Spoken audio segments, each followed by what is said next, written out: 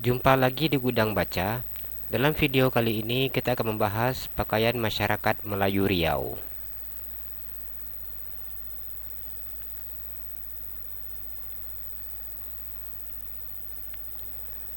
Dalam konsep masyarakat Melayu Riau, pakaian merupakan budaya yang bersifat adab yang wajib dipenuhi. Pakaian diatur sesuai dengan syarat dan perintah agama Islam, mulai dari pakaian sehari-hari, pakaian resmi, pakaian pembesar, pakaian adat, dan lain sebagainya. Filosofi pakaian masyarakat Melayu Riau. Bagi masyarakat Melayu, malu adalah ciri khas daripada orang Melayu dalam berpakaian, yaitu malu melanggar syarak. Orang Melayu tahu diri seperti ungkapan yang lazim kita dengar. Kalau hendak melihat orang yang tahu diri, tengok kepada pakaian diri. Tahu diri ini dapat dilihat dari berbagai ketentuan-ketentuan adat yang berlaku, yang menetapkan bagaimana cara berpakaian yang sesuai dengan status yang dimiliki, serta sesuai dengan saat-saat tertentu kapan pakaian itu akan dipergunakan. Jadi oleh karena itu pakaian ini disesuaikan dengan filosofi kehidupan manusia.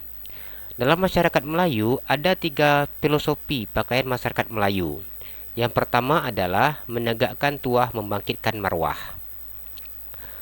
Menegakkan tuah membangkitkan marwah sebagai filosofi yang mengacu kepada menegakkan tuah membangkitkan marwah amat banyak ditemui dalam alat dan perlengkapan pakaian adat Melayu Riau.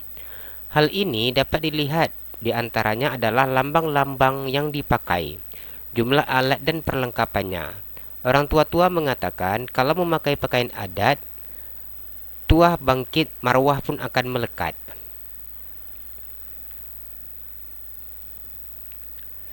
Yang kedua, mendatangkan manfaat.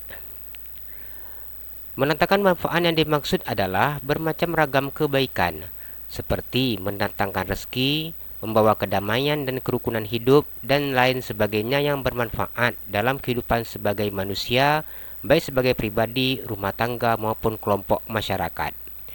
Filosofi ini tercermin dalam berbagai bentuk alat dan kelengkapan pakaian adat yang digunakan oleh orang-orang Melayu di dalam berpakaian.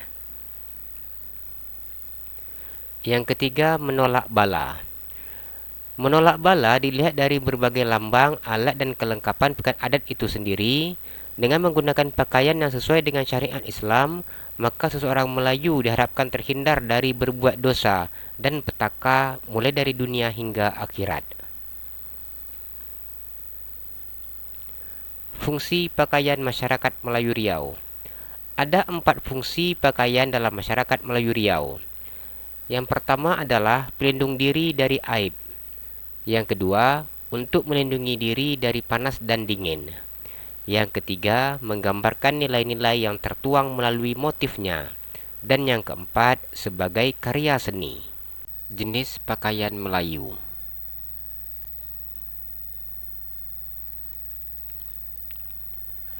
Pakaian harian.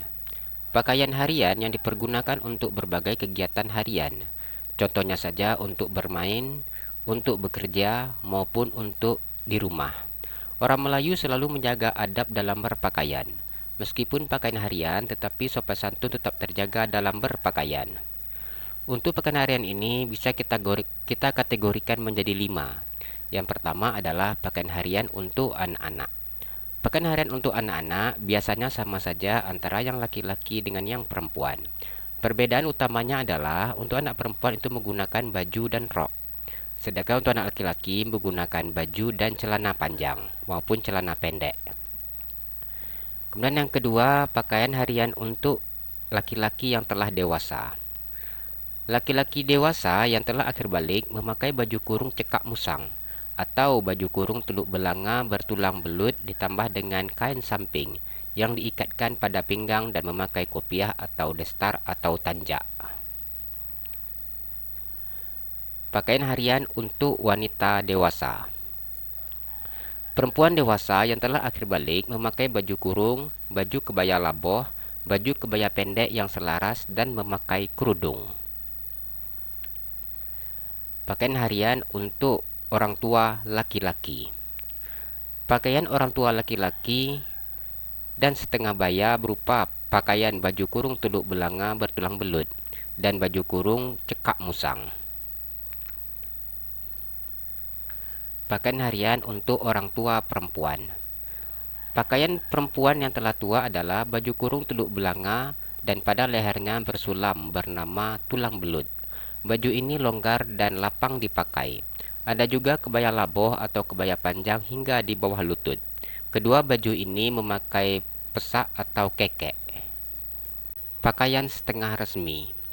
Pakaian setengah resmi merupakan pakaian yang digunakan dalam berbagai acara-acara kegiatan keluarga maupun acara-acara yang tidak berhubungan dengan kegiatan-kegiatan formal. Misalnya saja seperti acara kenduri, itu menggunakan pakaian setengah resmi. Pakaian setengah resmi bisa dikategorikan menjadi dua, yaitu untuk laki-laki dan untuk perempuan. Pakaian setengah resmi untuk laki-laki. Bentuk pakaian setengah resmi bagi kaum laki-laki adalah baju kurung cekak musang, harus dilengkapi dengan kopiah, kain samping, sepatu atau capal. Pakaian setengah resmi untuk perempuan. Pakaian setengah resmi untuk perempuan, bentuk pakaian setengah resminya adalah baju kurung teluk belanga dan baju kurung kebaya laboh.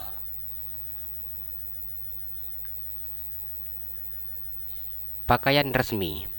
Pakaian resmi ini merupakan pakaian untuk kegiatan-kegiatan formal. Pada masa sekarang adalah kegiatan-kegiatan resmi kenegaraan. Sedangkan pada masa lampau adalah kegiatan-kegiatan yang bersifat yang diselenggarakan oleh kerajaan.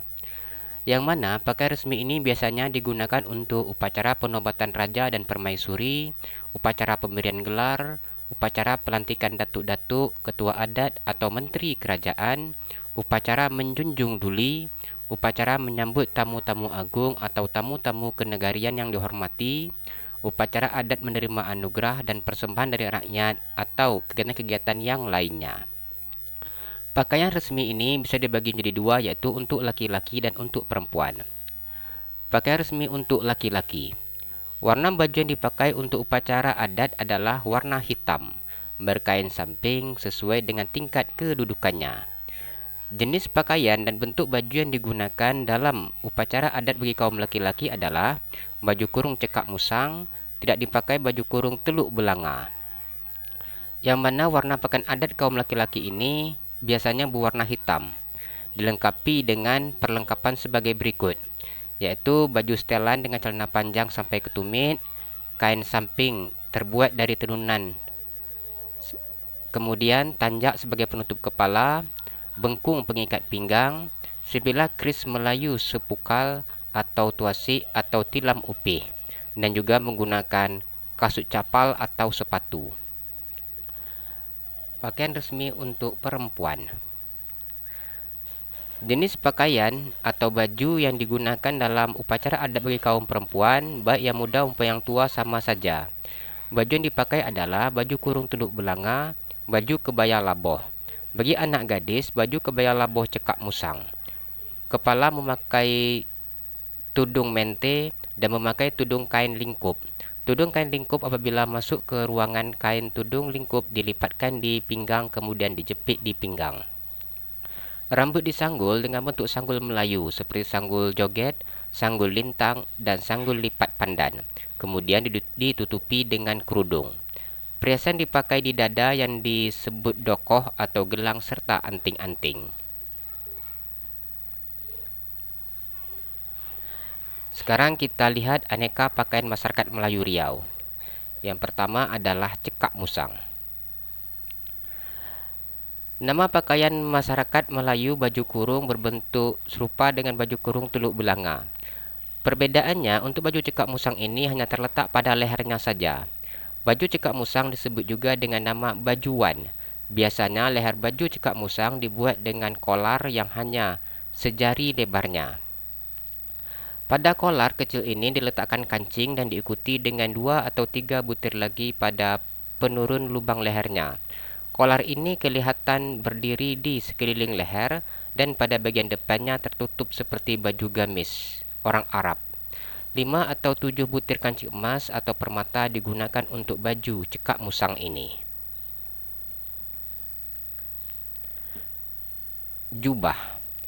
Baju lengan panjang ada yang setengah lengan ataupun sampai ke pergelangan tangan. Bagian bawah baju panjangnya bisa sampai ke pertengahan betis, terbuat dari kain tebal. Biasa dipakai oleh tuan guru, syekh, imam masjid, khatib dan bilal, atau orang yang telah menunaikan ibadah haji. Kasa, sejenis kain putih yang tenunannya jarang-jarang.